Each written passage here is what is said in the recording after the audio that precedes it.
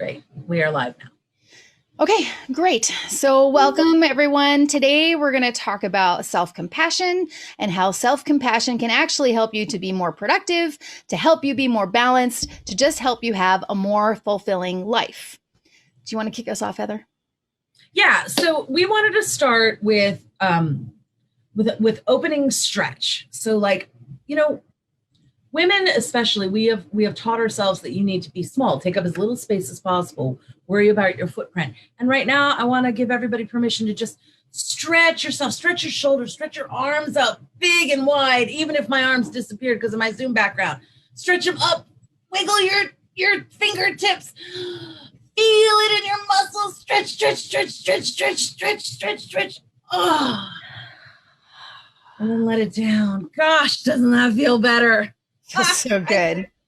Oh, stretching, man, who knew? It just makes such a huge difference. Like, I feel so much better when I do that. Thank you. Today we want to talk about self-compassion and the compassion of others, but they fall together a lot. And some people think, well, self-compassion is being nice to yourself. It's because there's being nice and there's being nice, right? Because sometimes we're nice to people where we don't mean it. But self-compassion is really about being accepting of the way things are, accepting of the feelings that you have, and forgiving yourself when you're not perfect, when you're not this ideal of what people want you to be, or even when you fall short of certain things, just giving yourself that moment of self-compassion. Do you want to start with talking about Dr. Kristin Neff, or do you just want me to go into self-kindness? Yeah, let's give a way that she defines mindful self-compassion. I think it's really helpful. So Dr. Kristin Neff, she's done a lot of research on self-compassion, and she lists 3 elements of mindful self-compassion: self-kindness, common humanity, and mindfulness. And yes, you're all going to trip up because I use my pinky finger first to count. And I'm going to be compassionate to myself about that weirdness. It's all right. It's all right. So I want to talk about self-kindness versus self-judgment, right? So self-compassion, it's about being warm and understanding towards ourselves when we suffer, right? So it's easy to be compassionate to yourself when everything's going great because you're like, yeah, girl, I got this, I'm going. But when we're feeling inadequate, rather than ignoring our pain and white knuckling through it or flagellating ourselves, just beating ourselves up with self-criticism, like you should have done better, you could have done better. Self-compassionate and self-compassionate people recognize that being imperfect, failing and experiencing life difficulties is going to happen. Like, it's an inevitability, right? So we tend to be more gentle with ourselves when we're engaging in self-compassion, especially when we're confronted with painful or difficult situations or obstacles or things that we're just struggling with, I mean, Danny's going to talk a little bit about kind of life is suffering because, it kind of is. And we kind of got to learn how to roll with it. We got to learn how to roll when mistakes happen, when we mess up. And self-compassion is key to that versus self-judgment. It's a huge difference between, okay, I'm going to use a work example. I do something at work and I screw up. I didn't get a project done on time. Fill in the blank. Is it going to help me to be like, oh my God, Heather, you're so stupid. I can't believe you effed that up. Like, my God, why can't you do anything right? Or is it going to be like, all right, that happened. And you know what? Things were going on and things, there were too many other things going on. I just missed the deadline, and that's okay. I'm just going to have to focus and try not to miss that deadline next time. Which do you think is most beneficial? Being self-compassionate really is. It's going to allow me to engage in greater kindness, not just to myself, but to others, and to allow myself to make more mistakes in the future, because I'm terrified of making mistakes because I'm just going to beat myself up. I'm just going to become paralyzed. So self-kindness is far better than self-judgment in that regard. And then Danny was going to talk about common humanity versus isolation. Yeah, so that's the first part of this 3 steps, the 3 parts of mindful self-compassion. Self-kindness is the first part. The second part is recognizing our common humanity. So one of the problems when we're feeling really self-critical, when something goes wrong, when we feel like we're making a mistake, we feel really isolated. It feels like we are doing something wrong and we have made a mistake and we feel really alone. It's really helpful in that moment to recognize lots of people suffer. Suffering is a characteristic of the human existence. It's part of what makes us have a full life. We can recognize suffering because we can see pleasure, right? So it's the juxtaposition of those two things. But we're in the midst of suffering. We feel like we're the only ones that are going through it. So it's really helpful to recognize lots of other people feel this same frustration, right? So that's the second component that can help you navigate through this. So self-kindness, not self-judgment, recognizing your common humanity, recognizing that you're not in this alone. And then the third part is to approach this with mindfulness instead of over-identification. So mindfulness is really cultivating non-judgmental awareness of the current moment. Often when we are suffering, when we're frustrated, when we've made a mistake, when we're not doing what we want to be doing, we take that really personally, right? Then it's not just I'm having a moment of frustration. It's like I am a bad person. I am a person that makes mistakes. We internalize. Dan, I feel that, Dan. I feel that. I know, right? And the point is to be able to navigate through that instead of taking it on and saying like, look at me, I'm a person that screwed up again. Instead of that, just being aware, like I made a mistake or look at the mistake that happened, right? Just being aware of that it happened without immediately judging ourselves for it. If we go through those 3 steps, if we are kind to ourselves, if we recognize that other people also suffer, we're not alone, and if we don't take it on personally, if we just approach it more mindfully, being more observant, we're much more likely to be able to say, that was a mistake. This is what I need to do to fix it and move past it. We don't dwell in that negativity for nearly as long. This also helps actually with compassion. So self-compassion is also related to compassion to others.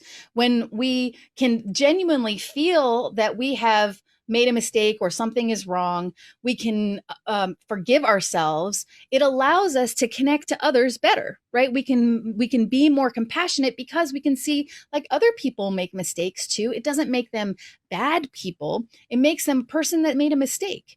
And then we can genuinely connect to other people. We can be open and vulnerable to other people because it's not such a huge risk. We can genuinely listen to other people.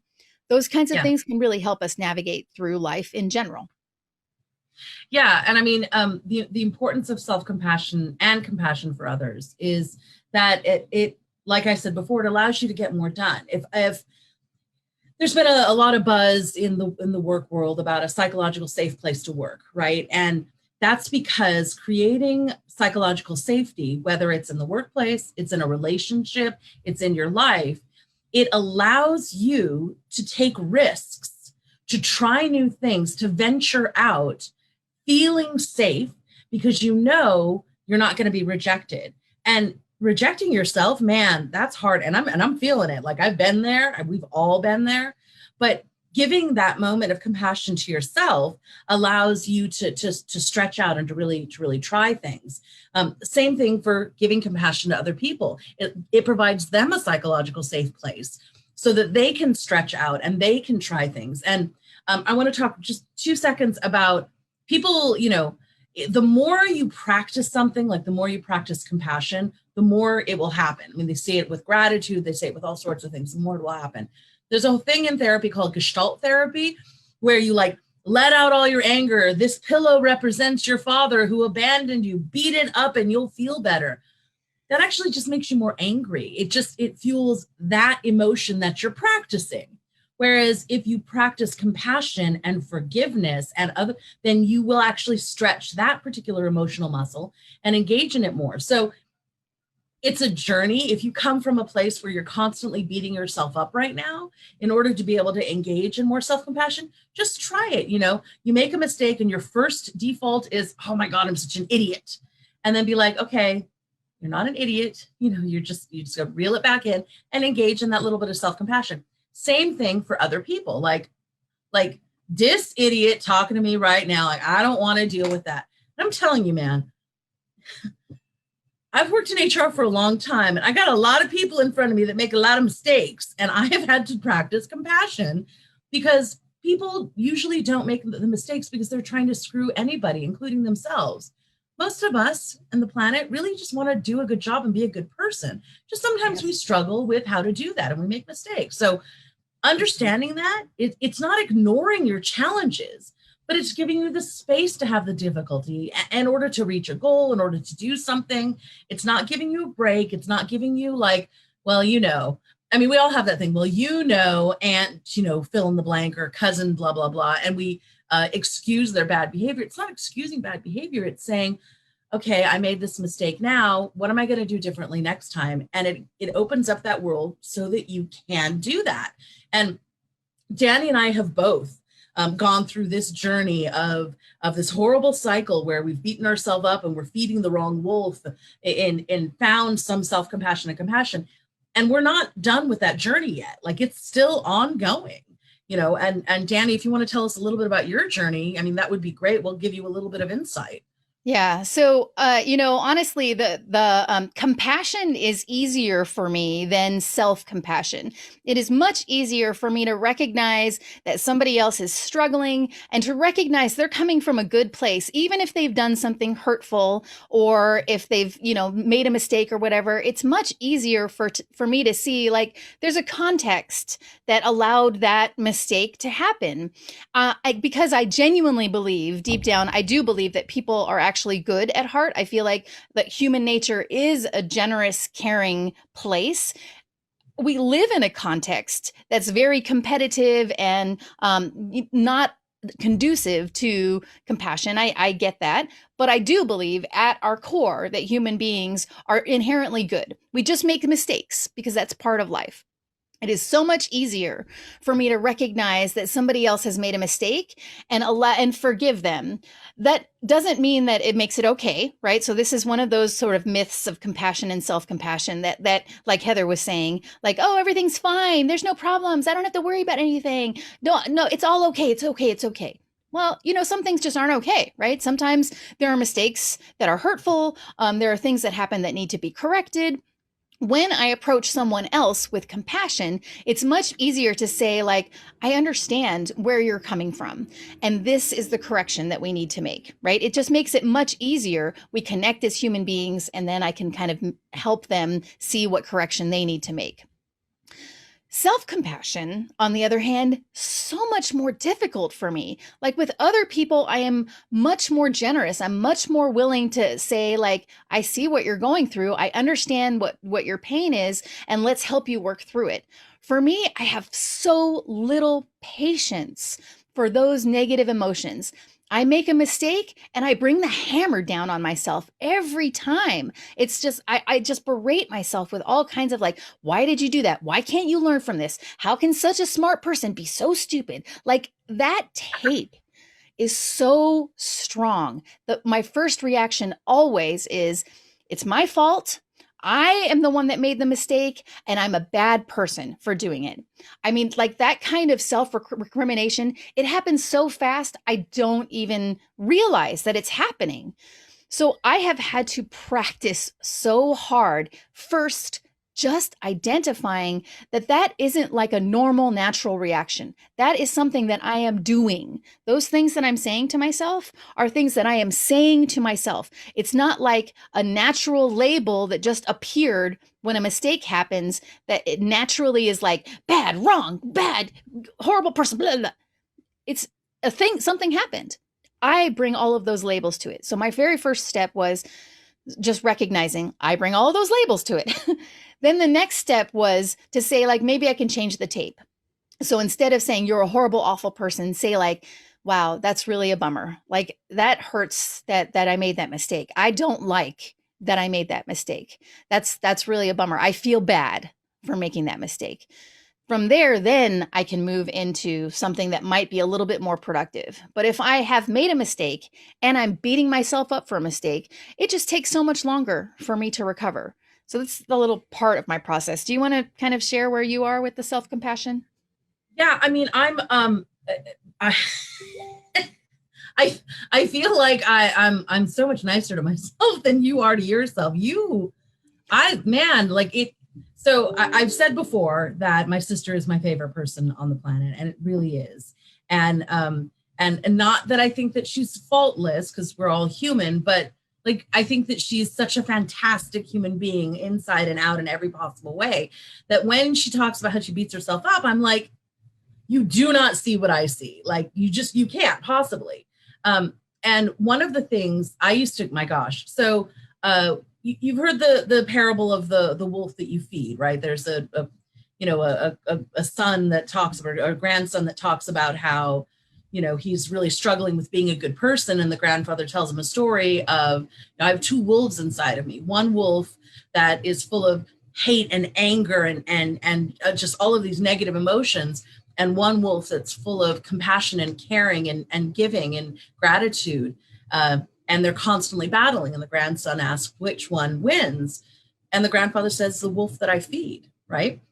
And every time that we say that negative thing to ourselves, that like, oh my God, you're such a freaking idiot, we're feeding that other wolf. We're making it bigger. We're putting into that basket we're giving it power. We are giving it power. And you want to know what's great? If we can give it power, we can take that power away. And we can. And that's what you need to hear right now. You have that ability to take that power away and give it straight back to yourself, straight back to what's important to you. So for me, yeah, I do the same thing. Microseconds of, oh my God, I'm such a freaking idiot. Except for I use a lot of profanity, and not gonna lie, lots of profanity, especially towards myself. I call myself some really bad names. And then I immediately go, it's okay. You know what? It was a mistake.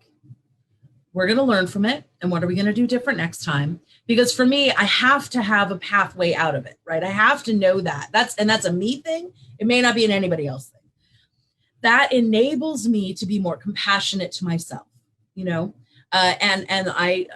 I can walk out of that. But that critical voice is it's there. I've just learned to quiet her down quite a bit. I used to joke that it was the voice of my ex-husband, who was not a very nice person and said some really awful things to me for many, many years. And it was a tape I would hear running over and over and over in my head. And I have gotten to the point now that I hear that tape less often. I hear my voice more often. Actually, I've replaced it with my sister's voice, because my sister would never, ever say the things I say to myself, ever. And you should replace whatever's in your head with a person that would never, ever say those things to you, right? Absolutely. And I want my sister to replace the tape in her head with me, because I would never, ever, ever say those things to her. And sometimes it's hard for me to accept. So I look at my sister and I'm like, I'm the younger sibling, right? And I still look up at her like, that's my big sister. That's my big sister. And I'm like goofy about it, right? Like I always feel like the little sister. And when she tells me she feels the same way, I immediately go, that's not possible. Because it's like an idol complex, right? And then I give myself that moment to stop and go, but what if it's true? What if she looks at me the same way I look at her? And in that moment, I'm allowed to say, then the words that she's saying must have some truth to them. Then maybe I'm not as much of an F up as I thought I was. And that it really kind of starts that journey, because then you go, well, if that's the case, then maybe I'm smarter than I thought I was, or maybe I'm more capable. And you start taking those steps. They're slow steps, right, but it's a really good way to help you down that journey, it's a constant struggle, because don't get me wrong, I'm never out of that forest, but remembering where you started and how you got back up on that horse, pick the idiom, then it's really useful. That's absolutely true. So we are going to close with a little meditation that Kristin Neff calls a self-compassion break. So this is a process that you can do anytime you're feeling stressed or you're feeling down about something or you're just in that moment of suffering. It just walks you through a couple of steps where you recognize your suffering, you recognize the common humanity of your position, and then you approach yourself with a little bit of kindness. So we're going to walk through this really briefly. Just for right now, settle in to your chair. Just be where you are. And I'd like for you to just take one deep breath in to kind of settle yourself in this moment, all the way in so that your body expands. Stop at the top of your breath and slowly exhale. Allow yourself to just calm down, just be in this moment for just a moment. Now, I would like for you to think of a situation in your life that is difficult. Maybe a moment that you're having that's stressful, or maybe you've made a mistake, something that causes you just a little bit of suffering. I'd like you to just take a moment to explore in your body where that discomfort feels. So that feeling of stress, that mistake that you made, where is it in your body? Do you feel it in your chest, your belly, your shoulders, your jaw? Where do you feel it? Now that you've tapped into that feeling, I'd like you to say to yourself, this is a moment of suffering. That's mindfulness, just becoming aware. This is a moment of suffering. If you'd rather, you can label it in other ways. You could say, this is stress. This is frustration. Give yourself that moment of mindfulness where you become aware of what you're feeling. Then I'd like for you to invoke that common humanity and say to yourself, suffering is part of life. You can say, other people feel this way. I'm not alone in feeling this kind of suffering. Everyone has struggles in their life. I'm not alone. Then, if it's helpful, put your hands over your heart or somewhere that is soothing, on your belly. You could even massage your face, touch your face, something that feels soothing to you, something that feels comforting. And then say to yourself, may I be kind to myself. May I give myself the compassion that I need. May I learn to accept myself just as I am. May I be strong and patient. May I forgive myself. You can ask yourself, what do I need to hear right now to express kindness to myself?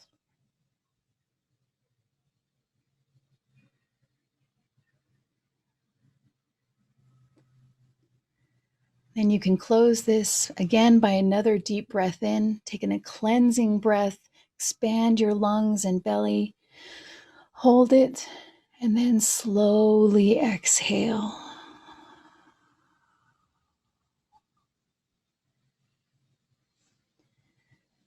So that's it.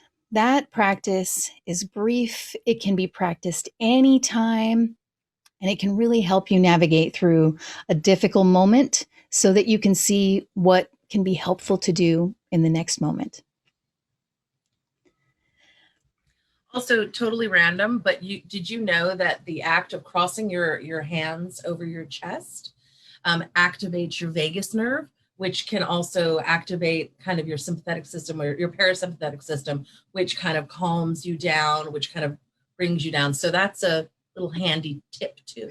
Yeah, I mean, that's the same thing with breathing. A slow, deep breath. When we get stressed, we start to breathe really shallowly, and we're actually not getting enough oxygen. So this process, just stopping to take in a deep breath, can help you to feel less stressed. So that's it for us. Thank you, everyone. Good to see you. If you have questions or comments, please let us know. If there's a certain topic that you want to talk about, let us know about that.